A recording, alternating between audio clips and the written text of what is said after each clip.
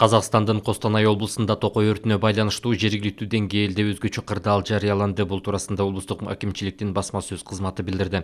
Маалыматка караганда, акимчиликтин резервинен жабыркагандарга жардам көрсөтүлдү. Каражат биринчи кезекте жата турган жай жана тамак ашка жумшалды. Эвакуацияланган 1800 кишинин 200 үйдү мектептерге жайгаштырылган. Бир бөлүгү үйлөрүнө кайткан, айрымдары туугандарыныкына кеткен. Расмий маалымат боюнча 108 турак жайда учкун тутанып, 98 үй толугу менен күйүп кетти.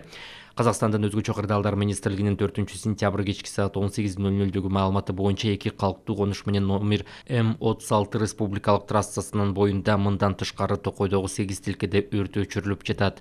Өрттү өчүрүүгө 193 техника, 8 учак, 5 поезд жана 1500 киши тартылды. Табият кырсыгынын кесепетинен 10 адам жабыркады, арасында бир бала бар. 4-өө райондук ооруканада.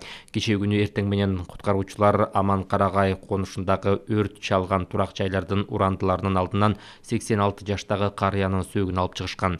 Костанай облусунда 2-сентябрда Казан басы айылынан 20 чакырым жердеги токойдон өрт чыгып, тездик менен жайылган. Кийин жалын жакын арадагы калктуу конуштарды каптаган, 1800 киши эвакуацияланган. Өзгөчө кырдаалдар министрлиги өрттү өчүрүүгө 36 градус ысык менен шамал кедергисин тийгизип жатканын айткан. Жекшемби күнкү маалыматтарга караганда 43 000 гектар жерди өрт каптаган.